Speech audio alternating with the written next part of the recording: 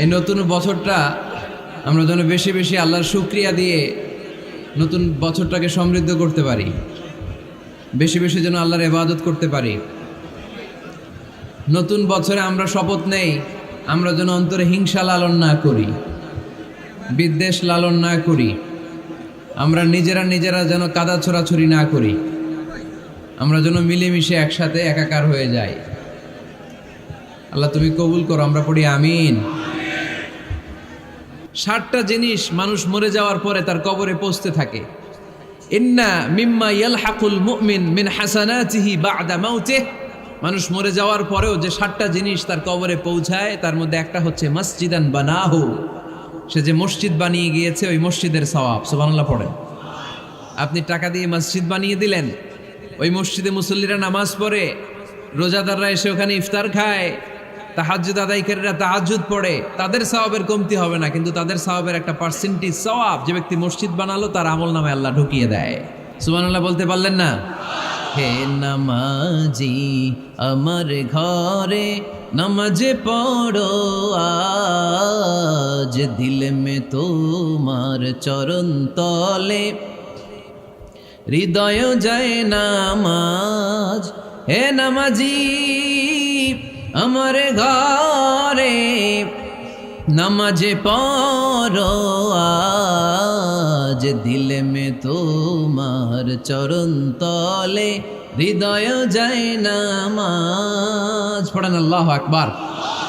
কি সুন্দর লিখেছেন কাজী নজরুল ইসলাম। কাজী নজরুল ইসলাম খুব সুন্দর করে বলেছেন, মসজিদেরই পাশে আমায় কবর দিও ভাই, ঠিক কিনা? মসজিদেরই পাশে আমায় কবর দিও ভাই, যেন গোরে হতে মুয়াজ্জিনের আযান শুনতে পাই। আমার গোরের পাশে দিয়ে ভাই নামাজিরা যাবে, পবিত্র সেই পায়ের ধ্বনি এ বান্দা শুনতে পাবে। গোরা যাব হতে গুনাহগার পাইবে রেহাই, মসজিদেরই পাশে আমায় কবর দিও ভাই। কত মানুষ নামাজি ভাই মসজিদাঙ্গিহীনাতে, আল্লাহর নামের জিকির করে লুকিয়ে গভীর রাতে। আমি তাদের সাথে ওই আল্লাহর নাম জপতে চাই, আল্লাহর নাম জপতে চাই। পড়েন সবাই, মসজিদেরই পাশে আমায় কবর দিও ভাই, যেন গোরে হতেও মুয়াজ্জিনের আযান শুনতে পাই। চিল্লায় পড়তে হবে আমিন। কি দরদ ছিল আমাদের জাতীয় কবি কাজী নজরুল ইসলামের, মসজিদের পাশে আল্লাহ তুমি আমার কবর দিও। আল্লাহ এই দোয়াটা কবুল করে নিয়েছে, ঠিক কিনা? ওনার কবরের পাশে মসজিদ আছে না নাই? আছে। এজন্য মসজিদের সাথে সম্পর্ক জুড়ে দেওয়া এটা ইমানদারের আলামত, আর মসজিদকে ঘৃণা করা এটা মুনাফিকের আলামত। এজন্য আমরা যেন আমাদের হৃদয়টাকে মসজিদের সাথে জুড়ে দেই, মসজিদের সাথে যেন সুসম্পর্ক থাকে। মসজিদ সবার, মসজিদ নিয়ে দলাদলি নাই। দলাদলি আছে অনেক জায়গায়, হানাফি মসজিদ, আহলে হাদিস মসজিদ এরকম আমরা দেখি বা শুনি, এটা ঠিক না। হানাফি মসজিদ বলে কোনো কথা নাই, আহলে হাদিস মসজিদ বলে কোনো কথা নাই। মসজিদ সবার। ছোট্টখাট্ট বিষয় নিয়ে মসজিদে মারামারি, একজন হাত তোলে আরেকজন তোলে না, কিলাকিলি আছে না নাই? একজন বলে জোরে আমিন, আরেকজন আস্তে আমিন, মারামারি আছে না নাই? এগুলো কি মারামারি করার কোনো বিষয়? কথা বলেন। সালাতে ফরজ আছে, ওয়াজিব আছে, সুন্নাহ আছে। খেয়াল করে বুঝবেন, ফরজ যদি নষ্ট হয় সালাত ভঙ্গ হয়, you have to repeat your সালাহ। ওয়াজিব নষ্ট হলে সালাত ভঙ্গ হয় না, নতুন করে পড়া লাগে না, সেজদায় শাহু দিলেই সালাত আদায় হয়ে যায়। আর সুন্নাহ নষ্ট হলে নামাজ নষ্টও হয় না, নতুন করে পড়াও লাগে না, সৌ সেজদাও লাগে না, নামাজ আদায় হয়ে যায় সুন্নাহ নষ্ট হলে। এই যে হাত তোলা না তোলা এটা সুন্নাহ, আমিন জোরে বলা না বলা এটা কি সুন্নাহ। যেটা কোনো কারণে কেউ না করলেও তার নামাজ কবুল করে নিবে কে? আর এই সব সুন্নত লই আমগো দেশে গিলাগিলি। মৌলভীবাজারে মাশাআল্লাহ এগুলা নাই, এখানেও আছে। এগুলার অবসান ঘটুক, আমরা চাই কি চাই না? আর কত এই ছোটখাটো বিষয় নিয়ে আমরা এই বিভেদের প্রাচীর আর দেয়ালকে উঁচু করব আমাদের মাঝখানে? কবে আমরা ঐক্যের সিন্ডিকেট করব? কবে? আর কবে সাদা মনের মানুষ হব? কবে? আর কত? অনেক হয়েছে, আর না, এবার থামেন। বিভেদের প্রাচীরকে ভেঙে চুড়িয়ে দেন। ঐক্যের এমন সিন্ডিকেট গড়তে হবে যাতে কোনো অপশক্তি এই ঐক্যকে ভাঙতে না পারে, বানচাল করতে না পারে। চিল্লায় বলেন ঠিক কিনা? এজন্য মিউচুয়াল রেসপেক্টের দরকার, পারস্পরিক শ্রদ্ধাবোধ সব ক্ষেত্রে, রাজনীতিতে, সামাজিক অ্যাক্টিভিটিসে আমাদের আলেম ওলামাদের মধ্যে পারস্পরিক শ্রদ্ধাবোধের দরকার, মিউচুয়াল রেসপেক্ট। কেউ কাউরে রেসপেক্ট করে না, আমি যেটা বুঝছি এটাই সব, বাকি সব হারাম, এরকম বলে না অনেকে? এরকম যেন না করি। তাহলে মসজিদ সবার, মসজিদ আল্লাহর হাবিব সাল্লাল্লাহু আলাইহি ওয়াসাল্লাম খ্রিস্টানদেরকে মসজিদে ঢুকতে দিয়েছেন, আর আমরা মুসলমান ভাইয়ের জন্য মসজিদে তালা ঝুলাই দেই, আছে না নাই? আল্লাহর হাবিব সাল্লাল্লাহু আলাইহি ওয়াসাল্লাম কোথাও গেলেই প্রথমে মসজিদ বানাতেন। কি বানাতেন? মসজিদ বানাতেন। মক্কা থেকে হিজরত করে মদিনায় আসলেন, কোবায় থাকলেন কয়েক সপ্তাহ। কোবা পল্লীতে তিনি মসজিদ বানালেন, মসজিদ কোবা। ওখানে প্রতি শনিবার কেউ যদি অজু করে ওখানে যে 2 রাকাত নামাজ পড়ে, একটা কবুল ওমরার সওয়াব আল্লাহ তাআলা তার আমলনামায় দিয়ে দেয়। মসজিদে কোবা বানালেন। তারপরে মদিনায় এসে মসজিদে নববী বানালেন আল্লাহর হাবিব সাল্লাল্লাহু আলাইহি ওয়াসাল্লাম, মসজিদে নববী। এটা ছিল আল্লাহ রাসূল সাল্লাল্লাহু আলাইহি ওয়াসাল্লামের বৈশিষ্ট্য। কোথাও গেলেই তিনি মসজিদ বানাতেন, মসজিদে নববী। হায় রে, এখন তো কত সুন্দর মসজিদ আমরা দেখি, আমরা যে সালাত পড়ি। আল্লাহর হাবিব সাল্লাল্লাহু আলাইহি সাল্লামের সময় মসজিদে নববী কি এরকম ছিল? কথা বলেন। ফ্লোর ছিল বালুর ফ্লোর।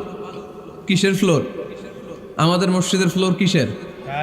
টাইলস। আর আল্লাহ রাসূল সাল্লাল্লাহু আলাইহি ওয়াসাল্লামের মসজিদে নববীর ফ্লোর কিসের? কথা বলে না তো, আওয়াজ করে উত্তর দেন না কেন? কষ্ট হচ্ছে? দুপুরে খাইছেন না সবাই? কেন খান নাই কেন? রোজা রাখছিলেন? হ্যাঁ, ফজর বাদে আইছি। আচ্ছা ঠিক আছে, ঠিক আছে। আচ্ছা আচ্ছা, সাউন্ড নাই, কথা শোনা যায় না? তো এটা শুনলা কেমনে? জিজ্ঞেস করলাম কথা শোনা যায় না, কয় না। তো এটা শুনলা কি করে? মানে অল্প শোনা যায়, তাই তো? একটু পরে আমার বিদায় ঘন্টা বাজবে, আমি চলে যাব। এই তোমরা ডিস্টার্ব করতে করতে আমার সময় শেষ। তোমরা ডিস্টার্ব করলে তোমাদের লস। আমি আমার টাইমের 1 মিনিটে বেশি যেতে পারবো না, কারণ এখানে আসরের সালাতের আজান শুরু হয়ে যাবে, এরপরে কোনো কথা নেই। আর বক্তব্য লম্বা করা এটা বেদাত। এই বেদাতকে আমি সুন্নাতের মধ্যে আনতে চাচ্ছি। একটা সময়ে একেবারে কমায় নিয়ে আসবো। এত প্রোগ্রামও আমি করতে চাই না। আমি ঘোষণা দিয়েছি আগামী বছরে সারা বাংলাদেশে আমার প্রোগ্রাম হবে 50টা। কয়টা? 50টা। এরপরের বছর 30টা, এরপরের বছর 20টা। বিভাগীয় প্রোগ্রাম করলেই চলবে আমার। এক এক বিভাগে যে 2 দিন 3 দিন খালাস। এত দরকার নেই, এত লম্বা চূড়ার বক্তব্যের দরকার নেই। আধা ঘন্টা চুপ করে শুনেন, কয়েকটা মেসেজ ড্রপ করি, take it with you to your home, then practise and apply in the society. নিয়ে যান, আমল করেন, সমাজে কাজে লাগান। সমাজটা আলোকিত করে দিবে কে? খুতাবুকুম তাবিলা সালাওয়াতুকুম কাসীরা। আল্লাহর হাবিব সাল্লাল্লাহু আলাইহি ওয়াসাল্লাম বললেন, কিয়ামতের একটা আলামত, কিয়ামতের আগে তোমাদের বক্তব্য হয়ে যাবে লম্বা, সালাত হয়ে যাবে খাটো। সালাতের পরে তাসবিহ পড়তে চায় না লোকজন, ব্যস্ত, মহাব্যস্ত, সুপার বিজি। কোত্থেকে আসলে এই ব্যস্ততা? আপনি রবের সাথে মুনাজাত, না যাই উনাজি মুনাজাত, আপনার রবের সাথে একাকী নীরবে কথা বলতে মনে চায় না আপনার? তা তো তাড়াহুড়ো কিসের? ধীর স্থির হন, একটু স্থির হন, একটু মনোদৈহিক প্রশান্তি অর্জনের চেষ্টা করেন। সব সময় ব্যস্ত, ধাক্কাধাক্কি, উচ্ছৃঙ্খলা, এগুলো আমাদেরকে শেষ করে দিয়েছে। এজন্য লম্বা চোরা বক্তব্য ঠিক না। বক্তব্য শুনতে আমাদের ভালো লাগে, আমল করতে ভালো লাগে না। বক্তব্যটা শেষেই সিগারেট ধরায়, আছে না নাই? মাহফিল শেষেই বিড়ি ধরায়, কয় চমৎকার ওয়াজ করছে হুজুরে। ওয়াজটা সেরকম হয়েছে, অনেক কণ্ঠ সুন্দর হুজুরের। এতদিন ইউটিউবে দেখছি, আজকে সরাসরি দেখাইছি, আছে না নাই? তো কি লাভ হয়েছে? লাভটা হয়েছে কি? এই যে মাহফিল শেষে বিড়িটা ধরাইলেন আর গেলেন, কোনো লাভ হয় নাই। এগুলো থেকে বেরিয়ে আসতে হবে। বছরের পর বছর আমাদেরকে শেখানো হয়েছে একভাবে, কেউ এই পরিবর্তনের আওয়াজ তোলে নাই। আওয়াজ আপনাকে তুলতে হবে। আওয়াজ তোলার জন্য এত মানুষ লাগে না, আপনি একাই যথেষ্ট। আপনি দাঁড়ান না সামনে, দেখবেন আপনার সামনে কেউ টিকে থাকতে পারবে না, ঠিক কিনা? কিন্তু আপনার শক্ত সিদ্ধান্ত লাগবে, পরিবর্তনের জন্য শক্ত মানসিকতা লাগবে যে আমি পরিবর্তন করতে চাই। We have to change. যুগ জামানা পাল্টে দিতে চাই না অনেকজন। এক মানুষই আনতে পারে জাতির জাগরণ। এক মানুষই বিপদকালে বাঁচায় কাফেলায়, ক্ষুদ্র ডিঙ্গি বাঁচায় জাহাজ অসীম দরিয়ায়। এজন্য আপনার শক্ত সিদ্ধান্ত পারে আপনার মৌলভীবাজারটাকে দেশের শ্রেষ্ঠ জেলা, শ্রেষ্ঠ থানা হিসেবে আল্লাহর কাছে কবুল করতে, ঠিক কিনা? এজন্য লম্বা চূড়া আলোচনা ঠিক না, ছোটখাটো অল্প কয়েকটা মেসেজ নিয়ে যেতে পারলেই that's enough. One of the minor sign before the day of judgment, your Islamic lectures will be very longer and your salah 5 times a day will be shorter. কিয়ামতের আগে বক্তব্য লম্বা, নামাজ খাটো, তাসবিহ পড়ে না, ব্যস্ত, মহাব্যস্ত। এই মহাব্যস্ততা ছাড়েন, কোরআন সুন্নাহর দিকে ফিরে আসেন। বরকত দিবে কে? বিশ্বনবীর মসজিদে নববীর ফ্লোর বালুর ফ্লোর ছিল, আমাদের ফ্লোর টাইলস। আল্লাহর হাবিব সাল্লাল্লাহু আলাইহি ইসলামের মসজিদে বালি নিচে, এই বালিতে নামাজ পড়তেন। বৃষ্টি হলে কাদামাটি হয়ে যেত, কাদামাটিতেই সেজদা করতেন। সেজদা করলে কাদার মাটি আল্লাহর হাবিব সাল্লাল্লাহু আলাইহি ইসলামের নাকে আর কপালে লেগে যেত। তিনি সালাম ফিরিয়ে সাহাবাদের দিকে মুখ ফিরিয়ে বসলে দেখতেন প্রতিটা সাহাবীর নাকে আর কপালে কাদার মাটি মিশে আছে। তার মানে প্রিয় নবী সাল্লাল্লাহু আলাইহি ইসলামের মসজিদে নববী ছিল কাঁচা, কিন্তু মুসল্লি ছিল পাকা। আমাদের মসজিদগুলা হয়েছে পাকা, কিন্তু মুসল্লি কাঁচা, ঠিক কিনা? ফজরের সালাতে মানুষ নাই। ইমাম সাহেব আছেন কে কে এলাকায়? দেখি ইমাম, মসজিদের ইমাম, মাশাআল্লাহ। আপনাদের এইখানে ওই মসজিদে ফজরের নামাজে কয় কাতার হয়? 5 জন 6 জন? কেনে এত কম? কেনে? হ্যাঁ, আসে না, আসতে চায় না লোকজন। তো এই যে 5-6 জন ফজরের সালাতে, কল্পনা করতে পারেন ফজরের সালাতে এত কম লোক। ফজরের জামাতে লোক যায় না, এটা একটা মহামারী। যেদিন ফজরের জামাতের দৃশ্য আর জুমার নামাজের দৃশ্য একরকম হয়ে যাবে, ওই দিনই বাংলাদেশে ইসলাম কায়েম হয়ে যাবে। এখন স্লোগান তোলে বিপ্লব বিপ্লব, ইসলামে বিপ্লব। আর ফজরের সময় আমি কম্বলের ভিতরে, আছে না নাই? কোনো বিপ্লব হবে না। ফজরের নামাজ জামাতে পড়ুন, সকালটারে বরকতময় করে দিবে কে? আল্লাহর হাবিব সাল্লাল্লাহু আলাইহি ওয়াসাল্লামের মসজিদ ছিল সবার জন্য উন্মুক্ত, এখানে সবাই আসতে পারত। এজন্য মসজিদ হবে সবার। আমরা মসজিদের আবাদকারী হতে চাই। এজন্য রাব্বুল আলামিন বলেন, ইন্নামা ইয়া'মুরু মাসাজিদাল্লাহি মান আমানা বিল্লাহি ওয়াল ইয়াউমিল আখির وأقام الصلاة وآتى الزكاة ولم يخش إلا الله فعسى أولئك أن يكونوا من المهتدين سبحان الله পড়েন।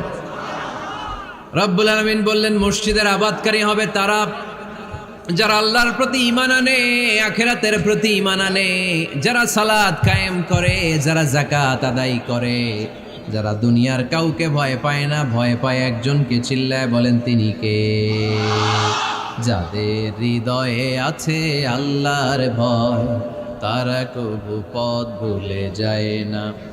আল্লাহর প্রেম ছাড়া এই দুনিয়া কারো কাছে কোনো কিছু চায় না, ঠিক কিনা? তাহলে যারা মসজিদের আবাদকারী, এরা ভয় পায় একজনকে, চিল্লায় বলেন তিনি কে? মসজিদের আবাদকারীদের প্রথম গুণ, তারা আল্লাহয় বিশ্বাস করে, তারা আখিরাতে বিশ্বাস করে, তারা সালাত কায়েম করে, তারা যাকাত আদায় করে, তারা আল্লাহ ছাড়া পৃথিবীর কাউরে ভয় পায় না। আল্লাহ বলেন ফাআসা উলাইকা আইয়াকুনু মিনাল মুহতাদিন, আশা করা যায় তারাই হলো হেদায়েতের রাস্তার উপরে আছে, ঠিক কি না? তারাই মসজিদের আবাদকারী, যারা মসজিদে যায়, সালাত আদায় করে। এখন মসজিদের আবাদকারী আপনি হতে চান, আপনি মসজিদে যান না, আপনি আবাদকারী হতে পারবেন? মসজিদের অনেক সভাপতি আছে, মসজিদে যায় না, আছে না নাই? মৌলভীবাজারে এই সমস্যা বোধহয় নাই। মসজিদের সেক্রেটারি মসজিদে যায় না, আছে না নাই? তাহলে হইলো, এটা হইলো, এটা মেনে নেওয়া যায়? এজন্য সভাপতি সাহেবরা, আপনি কষ্ট করে মসজিদ বানিয়েছেন, মসজিদে যাবেন।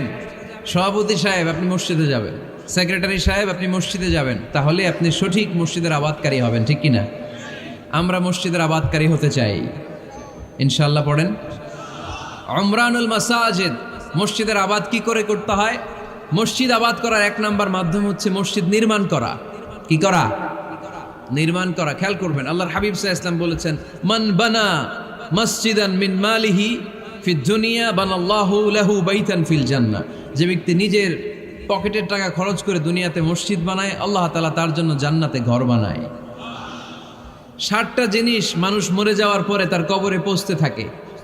ইন্না মিম্মা ইয়ালহাকুল মুমিন মিন হাসানাতিহি বা'দা মাউতিহি। মানুষ মরে যাওয়ার পরেও যে 60টা জিনিস তার কবরে পৌঁছায়, তার মধ্যে একটা হচ্ছে মসজিদান বানাহু। সে যে মসজিদ বানিয়ে গিয়েছে, ওই মসজিদের সওয়াব। সুবহানাল্লাহ পড়েন। আপনি টাকা দিয়ে মসজিদ বানিয়ে দিলেন, ওই মসজিদে মুসল্লিরা নামাজ পড়ে, রোজাদাররা এসে ওখানে ইফতার খায়, তাহাজ্জুদ আদায়কারীরা তাহাজ্জুদ পড়ে, তাদের সওয়াবের কমতি হবে না, কিন্তু তাদের সওয়াবের একটা পার্সেন্টেজ সওয়াব যে ব্যক্তি মসজিদ বানালো তার আমল নামে আল্লাহ ঢুকিয়ে দেয়। এজন্য বেশি বেশি মসজিদ বানাতে রাজি আছেন তো? তাহলে মসজিদ আবাদ করার প্রথম মাধ্যম হচ্ছে মসজিদ বানানো। 2 নাম্বার মাধ্যম হচ্ছে মসজিদে যেয়ে জামাতে সালাত আদায় করা। জামাতে সালাতুল জামাআ তাফদুলু সালাতাল ফাযযি বি27 দারাজা। ঘরে নামাজ পড়লে একা একা পড়লে যেই সওয়াব, জামাতে পড়লে 27 গুণ বেশি সওয়াব। সুবহানাল্লাহ বলতে পারলেন না? হে নামাজি আমার ঘরে নামাজে পড়ো আজ, দিলে মে তোমার চরণ তলে হৃদয় যায় নামাজ। হে নামাজি আমার ঘরে নামাজে পড়ো আজ, দিলে মে তোমার চরণ তলে হৃদয় যায় নামাজ। পড়েন আল্লাহু আকবার। কি সুন্দর লিখেছেন কাজী নজরুল ইসলাম। মসজিদ কেমন যেন মসজিদ তার নিজের ভাষায় আল্লাহর কাছে কেঁদে কেঁদে ফরিয়াদ জানায়, আল্লাহ নামাজিরা আমার ঘরে আসে না, কি সুন্দর টাইলস, কি সুন্দর মুসল্লা, কি সুন্দর এয়ার কন্ডিশন, সব আছে কিন্তু মুসল্লি নাই, ঠিক কিনা? মসজিদগুলো আল্লাহর কাছে ফরিয়াদ জানায়। এজন্য আমরা যেন মসজিদমুখী হই। কি মুখী? আওয়াজ করে বলতে হবে, কি মুখী? মসজিদমুখী। তাহলে মসজিদ আবাদের 1 নাম্বার পদ্ধতি মসজিদ বানানো। 2 নাম্বার মসজিদে বেশি বেশি যে জামাতে সালাত আদায় করা। 3 নাম্বারে মসজিদের সাথে সম্পর্ক জুড়ে দেওয়া, হৃদয়টা যেন সবসময় মসজিদের সাথে লেগে থাকে। আল্লাহর হাবিব সাল্লাল্লাহু আলাইহি ওয়াসাল্লাম বললেন, সাবআতুন ইউযিল্লুহুমুল্লাহু ফি যিল্লিহি ইয়াউমা লা যিল্লা ইল্লা যিল্লু। 7 শ্রেণীর ব্যক্তিকে আল্লাহ তাআলা কিয়ামতের দিন আরশের নিচে ছায়া দিবে, যেদিন আল্লাহর আরশের ছায়া ছাড়া কোনো ছায়া পৃথিবীতে থাকবে না। সেই দিনটা কি এই দিনের মতো? কিয়ামতের দিনটা আজকের এই দিনের মতো হবে? 50,000 বছর হবে। এটা লেন্থ, এটা ডিউরেশন। কাআন সাফসাফা লা তারা ফিহা ইওয়াজা ওয়ালা আমতা। লেভেল প্লেইং ফিল্ড, তামার জমিন। একটু কল্পনা করেন তো ওই দিনটা কত ভয়ঙ্কর। বাবা ছেলেরে চিনবে না ওই দিন, ছেলে বাবারে চিনবে না, স্ত্রী স্বামীকে চিনবে না, স্বামী স্ত্রীকে চিনবে না, পীর সাহেব মুরিদ চিনবে না, মুরিদ পীর সাহেবকে চিনবে না, নেতা কর্মীকে চিনবে না, কর্মী নেতাকে চিনবে না। হায় হায়, ইয়া নাফসি বলে কাঁদবে। সূর্যটা মাথার কাছে চলে আসবে, সূর্যের তাপে মাথার মগজগুলো গলে গলে নাকের ছিদ্র আর কানের ছিদ্র দিয়ে টপ টপ করে বেয়ে বেয়ে পড়বে।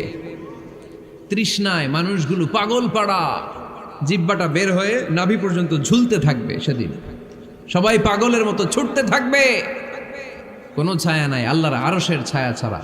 আল্লাহর হাবিব বললেন, 7 শ্রেণীর ব্যক্তিকে আল্লাহ তাআলা আরশের নিচে ছায়া দিবেন। এর মধ্যে 1 শ্রেণীর ব্যক্তি রাজুলুন কলবুহু মুআল্লাকুন বিল মাসাজিদ। ওই ব্যক্তি যার হৃদয়টা সবসময় আল্লাহর মসজিদের সাথে লেগে থাকে। মসজিদের সাথে যার হৃদয় লেগে থাকে তাকে আরশের নিচে ছায়া দিবে কে? এজন্য মসজিদের সাথে যেন আমাদের হৃদয়গুলো লেগে থাকে। অনেকেই দেখবেন এত ভালো নামাজে, জোহর পরে টেনশন করে আসরটা কই পড়বো, আসর পরে চিন্তা করে মাগরিবের সময় আমি কোথায় থাকবো, মাগরিবের সময় টেনশন, ইস এশাটা হয়ে গেলেই তো শেষ। এরকম লোক আছে না নাই? এদেরকে সেই কঠিন ভয়াবহ দিনে আরশের নিচে ছায়া দিবে কে? তারপরে মসজিদ আমাদের 4 নাম্বার পদ্ধতি, মসজিদকে পরিচ্ছন্ন রাখা, মসজিদকে ঝাড়ু দেয়া। মসজিদকে যারা পরিষ্কার করে তাদের হৃদয়ের যন্ত্রণা দূর করে দেয় কে? সাইয়েদনা ইব্রাহিম আলাইহিস সালাম এবং ইসমাঈল আলাইহিস সালামকে আল্লাহ তাআলা আদেশ করেছেন তাহহিরা বাইতিয়া লিত্তাইফিনা ওয়াল আকিফিনা ওয়ার রুকআই সুজুদ। হে ইব্রাহিম, ইসমাঈল, বাপ বেটা দুইজন মিলে মসজিদ ঝাড়ু দাও। কি ঝাড়ু দাও? মসজিদেরি ঝাড়ু বড়দার ও কামারে হাত শোনো আমারে মুনাজাত। পড়েন, শোনো শোনো ইয়া ইলাহি আমারে মুনাজাত, শোনো আমারে মুনাজাত। পড়েন আমিন। মসজিদ ঝাড়ু দেওয়া মসজিদ আবাদের অন্তর্ভুক্ত। আপনারা কেউ কোনোদিন মসজিদ ঝাড়ু দিয়েছেন নাকি? কে কে দিয়েছেন দেখি? সবাই? সবাই মসজিদের খাদেম? মাশাআল্লাহ। আমিও দিছি মসজিদ ঝাড়ু, অনেক দিছি। মাশাআল্লাহ, আল্লাহ তুমি কবুল করো। যাদের হৃদয়ে বড় জ্বালা, ফ্যামিলিতে সুখ নাই, শান্তি নাই, তারা হৃদয়ে প্রশান্তি আনতে চাইলে এতিমখানায় যাবেন, এতিমের মাথায় হাত বুলিয়ে দিবেন, এতিমের মুখে খাবার তুলে দিবেন। আপনার হৃদয়টারে নরম করে দিবে কে? আল্লাহর ঘর মসজিদে যাবেন, নিজ হাতে মসজিদটারে একটু পরিষ্কার করে দিবেন, আপনার জীবনটারে উজালা করে দিবে কে? তাহলে এগুলো করার মাধ্যমে আমরা মসজিদের আবাদ করতে চাই। আমরা মসজিদের আবাদকারী হতে চাই কি চাই না? আল্লাহর ঘর মসজিদ আবাদ করার মতো শ্রেষ্ঠ কাজ পৃথিবীতে হতে পারে না। এই মসজিদের কিছু আদব আছে, আল্লাহ রাসূল সাল্লাল্লাহু আলাইহি ওয়াসাল্লাম বলেছেন এই আদবগুলো মেনটেন করে যেন আল্লাহর ঘর মসজিদের সাথে আমরা ব্যবহার করি। মসজিদের 1 নম্বর আদব হচ্ছে মসজিদে ওযুর সাথে প্রবেশ করা। কিসের সাথে? ওযু করে পরিচ্ছন্ন হয়ে মসজিদে প্রবেশ করা। এজন্য অপবিত্র অবস্থায় গোসল ফরজ, এরকম অবস্থায় মসজিদে ঢোকা যাবে? কথা বলেন, ঢোকা যায়? যেই নারীদের মাসিক চলতেছে, মেনস্ট্রুয়েশনাল পিরিয়ড চলতেছে, ওই নারীদের পক্ষে মসজিদে ঢোকা জায়েজ আছে? নাই। তাহলে এটা হলো 1 নম্বর আদব। মসজিদে ঢোকার সময় কি করে ঢুকবো? ওযু করে। আওয়াজ করে বলেন, কি করে ঢুকবো? ওযু করে। 2 নম্বর আদব হচ্ছে মসজিদে যাওয়ার সময় সবচেয়ে ভালো জামাটা পরে যাব, সবচেয়ে ভালো পাঞ্জাবিটা পরে যাব। জান তো আপনারা? না সবচেয়ে সিরাটা পরে যান? হ্যাঁ, অনেকের নামাজের জন্য একটা পুরান জামা আছে, সিরা পাড়া, এদিকে হাত উঠাইলে দিকতে দেখা যায়, আছে না নাই? সবচেয়ে সিরা পাড়াটা রাখে নামাজের জন্য, কপাল পোড়া। আর সুন্নাতে খাতনার অনুষ্ঠানে গেলে মাশাআল্লাহ লেহেঙ্গা গায়ে দেওয়া যায়, আছে না নাই? না, আপনি ইবাদতের জন্য সবচেয়ে সুন্দর জামাটা রাখবেন। এজন্য রাব্বুল আলামিন বলেন, ইয়া বানি আদম খুযু জিনাতাকুম ইনদা কুল্লি মসজিদ।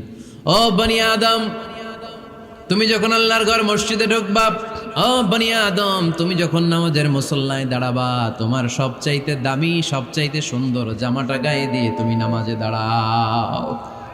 ঠিক কি না? তাহলে এখন মসজিদে যাওয়ার সময় কি গায়ে দিয়ে যাবেন বলেন? খিতা করবাইন? হ্যাঁ, মাশাআল্লাহ। হ্যাঁ, সবচেয়ে ভালো কাপড়টা আয়রন করে পারফিউম মেখে তারপরে আমরা যাব। রাজি আছেন তো? 3 নম্বর আদব হচ্ছে মসজিদে ঢোকার সময় বাম পা দিয়ে ঢুকতে হয়।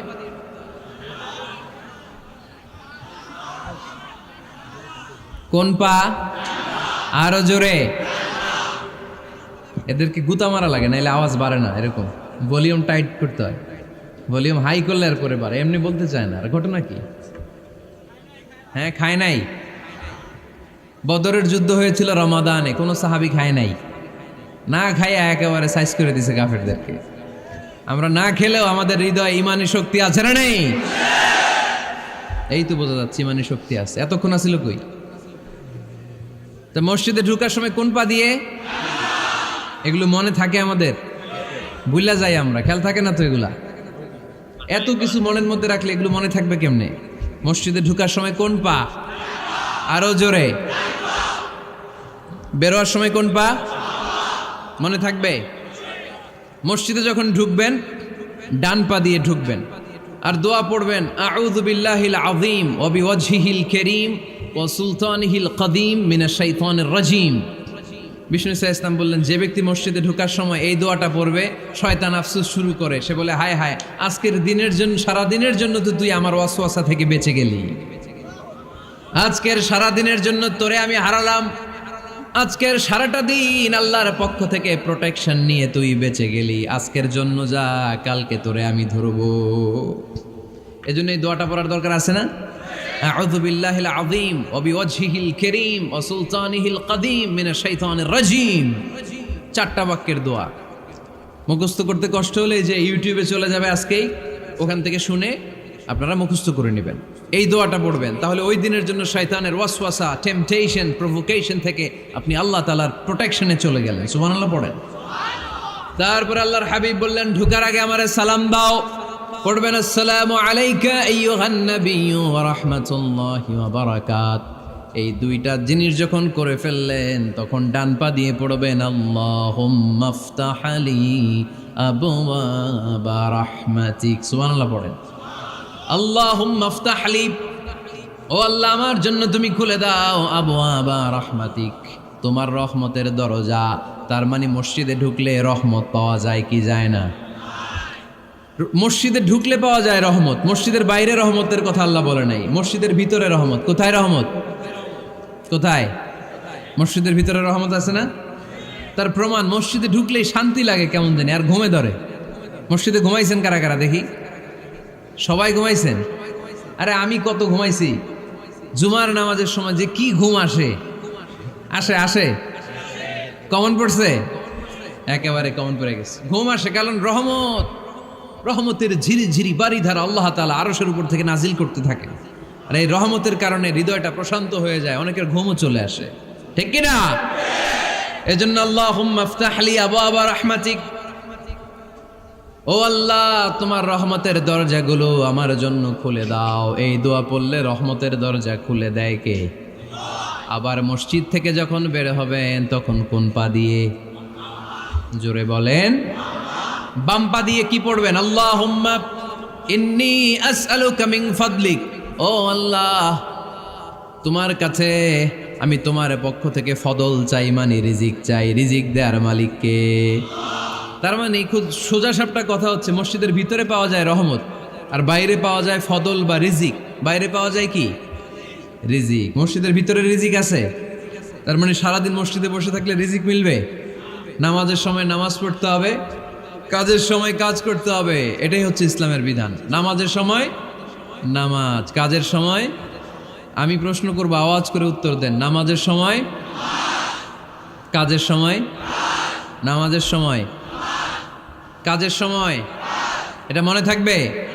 এজন্য আল্লাহ বললেন, ফাইদা কুদিয়াতিস সালাতু ফান্তাশিরু ফিল আরদি ওয়াবতাগু মিন ফাদলিল্লাহ। যখন তোমাদের সালাত শেষ হয়ে যায়, আল্লাহর রিজিক অন্বেষণের জন্য আল্লাহর জমিনে তোমরা ছড়িয়ে যাও। নামাজের সময় আসবেন, নামাজ শেষ বের হয়ে যান। ফান্তাশিরু ফিল আরদ, জমিনে ছড়িয়ে পড়ো।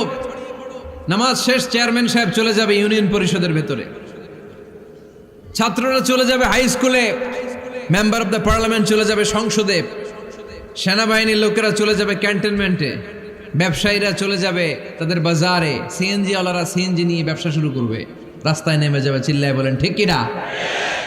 এটাই ইসলামের বিধান। নামাজের সময় নামাজ, কাজের সময়। আচ্ছা, তাহলে প্রথম সুন্নাত পেলাম, পবিত্র হয়ে ঢুকবো, ভালো জামা পরে ঢুকবো। 2 নাম্বার। 3 নাম্বার, ঢুকার সময় কোন পা? বের হওয়ার সময়। 4 নাম্বার, মসজিদে ঢুকেই 2 রাকাত। মসজিদে ঢুকে কয় রাকাত পড়েন আপনারা? তাহিয়াতুল মসজিদ। মসজিদে আপনি ওয়েলকাম জানাবেন, ঢুকেই 2 রাকাত পড়বেন, ওযু করলেই 2 রাকাত। আল্লাহর হাবিব সাল্লাল্লাহু আলাইহি ওয়াসাল্লাম মসজিদে নববীতে জুমার খুতবা দিচ্ছেন। খুতবা চলাকালীন সময়ে এক সাহাবী এসে মসজিদের মধ্যে বসে পড়লেন। আল্লাহর হাবিব সাল্লাল্লাহু আলাইহি ওয়াসাল্লাম সাহাবীরে বললেন দাঁড়াও। সাহাবী দাঁড়ালেন। আল্লাহর নবী জিজ্ঞেস করলেন, কেন বসে বললা? 2 রাকাত পড়ছো নাকি? সাহাবী বলে, পড়ি নাই। বিশ্বনবী বললেন, তাহলে তাড়াতাড়ি 2 রাকাত নামাজ পড়ে বসে যাও। সুবহানাল্লাহ পড়ে। 2 রাকাত পড়ো নাই তো পড়ো, দাঁড়াও, তারপরে বসো। দেখেন, খুতবা চলাকালীন সময়ে আমাদের খতিবরা কখনো খুতবা থামায়? কথা বুঝেন নাই? জুমার খুতবা আপনারা শুনেন না? খুতবা চলতেছে, ওই মুহূর্তে ইমাম সাহেবরা কখনো খুতবা থামায়? মাঝখানে কোনো ঝামেলা হলে থামায় না। প্রথম খুতবা শেষ, বসে, তারপরে দ্বিতীয় খুতবা। খুতবার মাঝখানে কোনো থামাথামি নাই। কিন্তু আল্লাহর হাবিব সাল্লাল্লাহু আলাইহি সাল্লাম কেমন খতিব ছিলেন দেখেন। আল্লাহর হাবিব সাল্লাল্লাহু আলাইহি সাল্লামের খুতবা দেওয়ার স্টাইল অ্যান্ড অ্যাটিটিউড এবং আমাদের খুতবা দেওয়ার স্টাইল অ্যান্ড অ্যাটিটিউড আল্লাহ রাসূল সাল্লাল্লাহু আলাইহি ওয়াসাল্লামেরটা কত প্রাণবন্ত ছিল। আল্লাহ রাসূল সাল্লাল্লাহু আলাইহি ওয়াসাল্লাম সোসাইটি ওরিয়েন্টেড একজন পার্সোনালিটি ছিলেন, সমাজের মানুষ কেন্দ্রিক, খুব সামাজিক ছিলেন আল্লাহ রাসূল সাল্লাল্লাহু আলাইহি ওয়াসাল্লাম। তিনি দেখলেন একজন বসে পড়ছে, উনি খুতবা থামায় দিলেন, জুমার খুতবা থামায় বললেন, এই নামাজ পড়ছো না, পড়ো 2 রাকাত পড়ো। আবার খুতবা শুরু করলেন, সুবহানাল্লাহ পড়বেন না? একবার তিনি খুতবা দিচ্ছেন, দেখলেন আল্লাহ রাসূল সাল্লাল্লাহু আলাইহি ওয়াসাল্লামের 2 জন নাতি হাসান আর হুসাইন রাদিয়াল্লাহু তাআলা আনহুমা, ছোট্ট মানুষ, কাতারের ভিতরে ঢুকে কোন সাহাবী টুপি টান দেয়, কারো পাগড়ি ধরে টান দেয়, একজন এদিকে দৌড় দেয়, আরেকজন ওদিকে দৌড় দেয়, মসজিদে একটা ডিস্টার্ব হচ্ছে। আল্লাহর হাবিব সাল্লাল্লাহু আলাইহি ওয়াসাল্লাম খুতবা থামিয়ে দিলেন, মিম্বার থেকে নেমে আসলেন, 2 নাতিকে 2 হাতে ধরলেন, ধরে আস্তে করে জান্নাতের এই 2 সর্দারকে নিয়ে মিম্বারের উপরে দাঁড়ালেন, এই হাতে এই নাতি, ওই হাতে আরেক নাতি। এরপর দাঁড়িয়ে দাঁড়িয়ে তিনি বাকি খুতবা দিলেন, পড়েন সুবহানাল্লাহ। কত প্রাণবন্ত খুতবা! উনিও খুতবা দিতেন, আমরাও খুতবা দেই। আল্লাহর হাবিব সাল্লাল্লাহু আলাইহি ওয়াসাল্লাম খুতবা দিচ্ছেন, এক সাহাবী এসে বলল, ইয়া রাসূলুল্লাহ, মদিনায় দুর্ভিক্ষ, বৃষ্টি নাই, আপনি বৃষ্টির দোয়া করেন। রাসূল সাল্লাল্লাহু আলাইহি ওয়াসাল্লাম খুতবা থামায় দিলেন, থামায় দিয়ে দোয়া শুরু করলেন, আল্লাহুম্মা আসকিনা গাইসান মুগীসান মারিআন মুরিআন নাফিআন গায়রা দার আজিলান গায়রা আজল। আল্লাহ উপকারে বৃষ্টি দেন, যে বৃষ্টিতে আমাদের ফসল জন্মাবে, সবুজ ঘাস লতা পাতা জন্মাবে, আমাদের গবাদি পশুর রিজিক বাড়বে, এরকম উপকারী বৃষ্টি আমাদেরকে দিয়ে মদিনাটারে ধন্য করে দেন। বৃষ্টি শুরু হলো, জুমাবার বৃষ্টি, শনি রবি সোম মঙ্গল বুধ বৃহস্পতি শুক্র, টানা 7 দিন বৃষ্টি। এবার বৃষ্টির চোটে মদিনায় বন্যা হয়ে গেছে। এতদিনে দুর্ভিক্ষ, এতদিনে কি, এখন বৃষ্টির বরকতের দোয়া করছে, বৃষ্টিতে এবার বন্যা। যেই সাহাবী বৃষ্টির জন্য দোয়া করতে বলেছিলেন, পরের জুমাবারের খুতবার সময় এসে ওই সাহাবী বলেন, ইয়া রাসূলুল্লাহ, আবার খুতবার মাঝখানে, ইয়া রাসূলুল্লাহ, আর বৃষ্টির দরকার নাই, আর দরকার নেই, এবার বৃষ্টি বন্ধের দোয়া করেন। আল্লাহর হাবিব সাল্লাল্লাহু আলাইহি ওয়াসাল্লাম খুতবা থামিয়ে আবার বন্ধের দোয়া, আল্লাহুম্মা হাওয়ালাইনা ওয়ালা আলাইনা, হে আল্লাহ আমাদের চারিদিকে দেন, মদিনাতে আর বৃষ্টির দরকার নাই। চিল্লায় পড়েন সুবহানাল্লাহ। এজন্য খতিব হবে এরকম প্রাণবন্ত খতিব। সমাজে কি চলে, কি ক্রাইসিস, কি সংকট, ইয়াংরা কোন সমস্যায় ভোগে, আমাদের রাজনৈতিক অঙ্গনে কি সমস্যা, আমাদের অর্থনৈতিক অঙ্গনে কি সমস্যা, আমাদের সামাজিক অঙ্গনে কি সমস্যা, আমাদের পরিবারগুলোর ভেতরে কি ঝামেলা, প্রত্যেকটা কথা মসজিদের মিম্বার থেকে আসার দরকার আছে না নাই? আল্লাহর হাবিব সাল্লাল্লাহু আলাইহি ওয়াসাল্লাম এভাবেই সমাজকে ঠিক করে দিতেন। 2 রাকাত মসজিদে ঢুকে আজকে থেকে আমরা পড়ব। মসজিদে ঢুকলেই কয় রাকাত মনে থাকবে না ভুলে যাবেন? তারপরে আল্লাহর হাবিব সাল্লাল্লাহু আলাইহি ওয়াসাল্লাম বলেছেন, খবরদার কবরের উপর মসজিদ বানিও না। কবরস্থান একদিকে, মসজিদ আর একদিকে, কিন্তু বাংলাদেশে মসজিদের সাথে কবর মিলানো আছে না নাই? ছোট্ট একটা মসজিদ, কিন্তু এত বড় বাবার কবর আছে না নাই? এগুলো করবেন না আপনি। আগে হবে মসজিদ, পরে কবরস্থান। যেমন মসজিদে নববী হয়েছে আগে, তারপরে বিশ্বনবীর কবর এখানে আছে না নাই? মসজিদে নববী প্রতিষ্ঠিত হয়েছে আগে, পরে বাকি কবরস্থান আছে না নাই? কিন্তু কোন আল্লাহর ওলির কবরস্থানের উপরে যদি মসজিদ বানান, তার উপর লানাত দিয়েছে কে? লাআনা রাসূলুল্লাহ আলাল ইয়াহুদ ওয়ান নাসারা ইত্তাখাযু কুবুর আমবিয়াইহিম মাসাজিদা।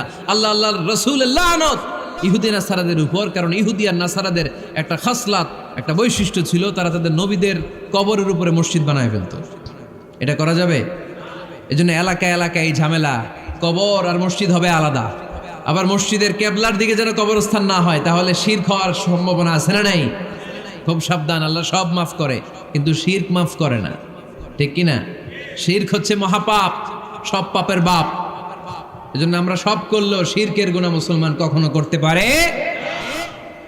এরপর আল্লাহর হাবিব বললেন, মসজিদকে পরিষ্কার পরিচ্ছন্ন রাখো, এটাও মসজিদের আদাব। মসজিদে আতর লাগিয়ে দেন, বাখুর জ্বালিয়ে দেন। আপনাদের এই এলাকার মধ্যে তো বাখুরের অভাব নাই, আগরের অভাব নাই, ঠিক কিনা? গতকাল প্রোগ্রাম ছিল কই? সুজানগর, আগরের রাজধানী। আগর চিনেননি আপনারা? হ্যাঁ, এই যে দেহনেল উদ পারফিউম, আপনাদের এই যে মাহাতাব সাহেবের আল হারামাইন, এরপরে যে আজমল কোম্পানি, এও আপনাদের এই মৌলভীবাজার এলাকার। এরকম অনেক কোম্পানি আছে দুবাই ভিত্তিক, গোটা বিশ্বে ওনারা ব্র্যান্ডিং করেছে। এগুলোর র ম্যাটেরিয়াল, কাঁচামাল যায় হচ্ছে আপনাদের মৌলভীবাজার থেকে। সম্মানিত ভাইয়েরা, মসজিদ পরিষ্কার পরিচ্ছন্ন রাখবেন, এই বাখুর জ্বালাবেন, দেহনেল উদ, এই পারফিউমগুলো ছড়িয়ে দিবেন। মসজিদের মধ্যে অনেক মসজিদে দুর্গন্ধ আছে না নাই? এই কার্পেটের মধ্যে ময়লা, পরিষ্কার করেন। আল্লাহর হাবিব সাল্লাল্লাহু আলাইহি ওয়াসাল্লাম বলেছেন, খবরদার। আম্মা জান আয়েশা বর্ণনা করেন, আমার রাসূলুল্লাহ সাল্লাল্লাহু আলাইহি ওয়াসাল্লাম বিবিনাইল মসজিদ ফি দুয়ার, ওয়া আন তুতাইয়াবা ওয়া তুনাজ্জাফ, আমরা যেন এলাকা এলাকায় মসজিদ বানাই, মসজিদগুলোকে যেন পারফিউম দিয়ে আতর দিয়ে সুগন্ধময় করে দেয়। বিশ্বনবী আদেশ করেছেন, সুবহানাল্লাহ পড়েন।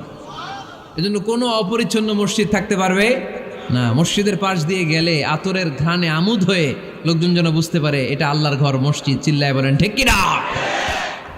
এরপরে আল্লাহর হাবিব সাল্লাল্লাহু আলাইহি ওয়াসাল্লাম বলেছেন মসজিদের আরেকটা আদব হলো মসজিদকে অতিমাত্রায় ডিজাইন না করা। বেশি ডিজাইন করা যাবে না।